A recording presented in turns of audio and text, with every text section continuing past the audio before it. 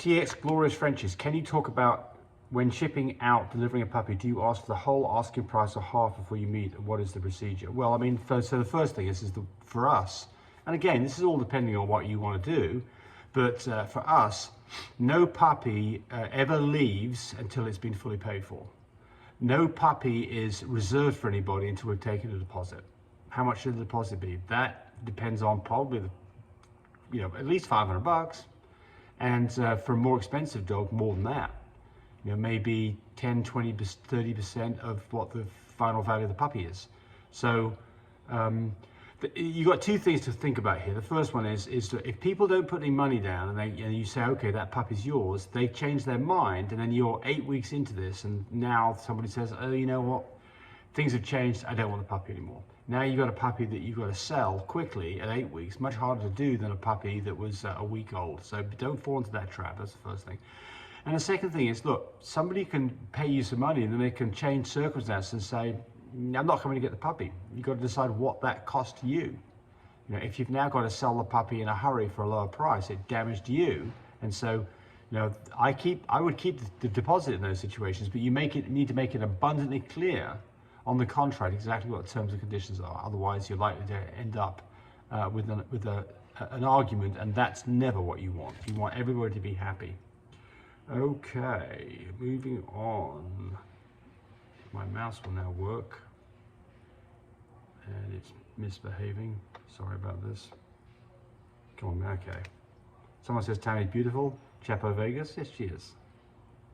Okay, moving on.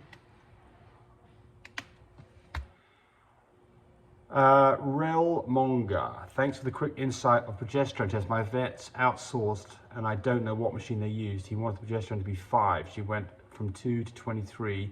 3 days later we missed it. Well, you didn't miss it. You could have bred on a 23. So the majority of vets or people who are sending out to a lab use the IDEX machine.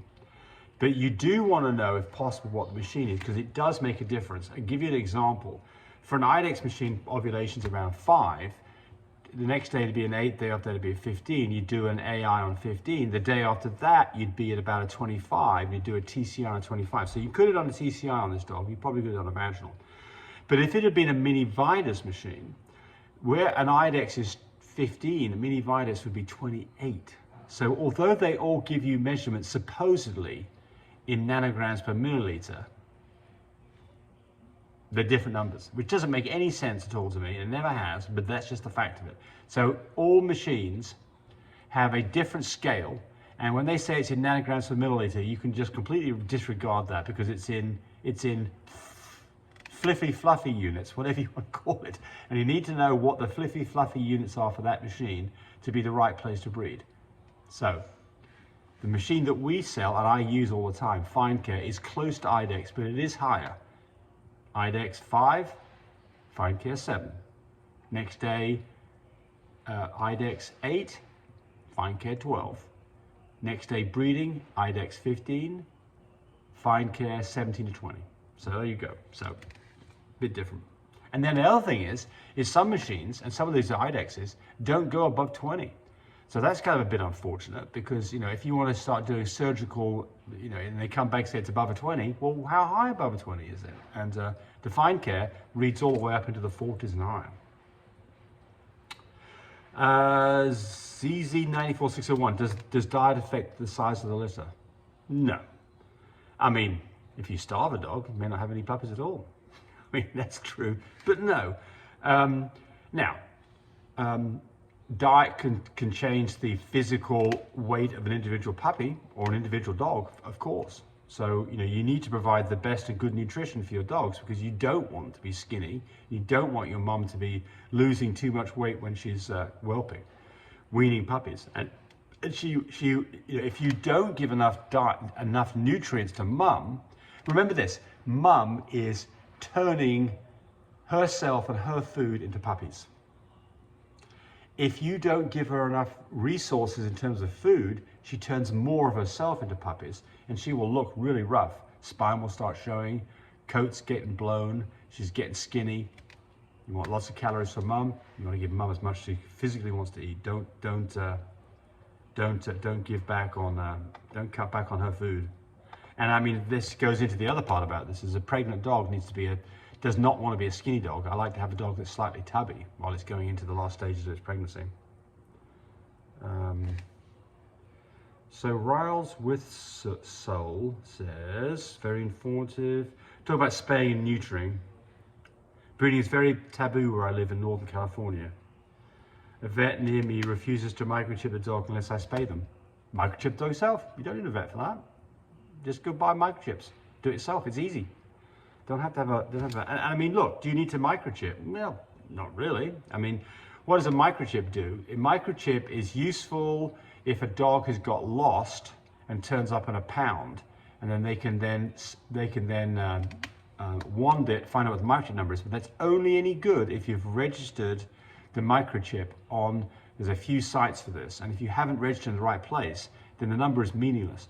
And of course, if somebody's stealing a dog, probably not going to help you much anyway. So I'm not saying you shouldn't microchip, but I don't think it's just super important that you microchip, because I think the value of microchip is, you know, if we had a common database and all microchip numbers went into it, that'd be one thing, but that's not the case.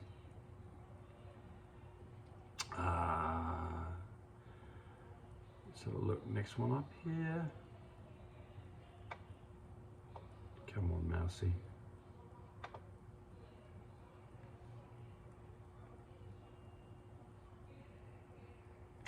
2 days ago, let's see, Lovely says, if a dog leaks out clear fluid from the vagina, what is the most likely sign of a bladder infection, UTI or pyometria? My dog started leaking out clear fluid a lot. She's drinking more water. Okay. Well, all right, so let's talk about discharges, vaginal discharges from dogs. So one common thing to see is a clear, mucousy, thick-looking substance hanging off your dog's back end or in her bedding. That's probably the mucus plug for a dog that's pregnant. You can see that dropping out of the dog, something between a couple of weeks before pregnancy, before whelp, all the way up to whelp. That's nothing to be concerned about. That is simply a natural thing that happens. The dog produces mucus that covers up the hole, blocks the hole to the cervix, and as she dilates, this mucus plug falls out and you see this jelly-like substance. It could be flecked with some color, like, you know, a brownie kind of a color to it. It panics people, it's probably fine. Now, if you've got a continuous clear, thin discharge, then you have to worry about other things. So typically, when you see discharges, now, a common thing after breeding a dog is a uterine infection, which is what we call pyometria. And the pyometria is classified in two different ways, closed and open. Open pyometrias do result in a discharge, and those things typically can be treated with antibiotics. The sure sign that you need to go to your vet and get some antibiotics if you've got a temperature of 102 or higher. The much more dangerous situation is what's called a closed pyometria, which means that the whole uterus is filling out with pus and there's no way for it to escape. And that infection then becomes toxic to the dog, and that can then end up with a dog that will eventually might die. And that dog may probably have to be spayed to fix the problem. You're not going to see a discharge in those cases. A clear discharge, I mean, you just don't often see a clear discharge. I mean, it could be peeing. You could have a dog that's going into labor and its water is broken. Those would all produce clear discharges. But typically you don't see a clear discharge. Normally you see things that are you know, pinkish in color or yellowish or greenish in color. So I'm not sure if you've got and if you're not sure about this, of course, what's the right answer? Go to your vet. So remember, I'm not a vet. I can't diagnose your particular ailment. I can't, and furthermore, I'm not even there to see the dog. So I'm kind of a bit hand-tied on that one. Let's see, somebody else has made a comment about that.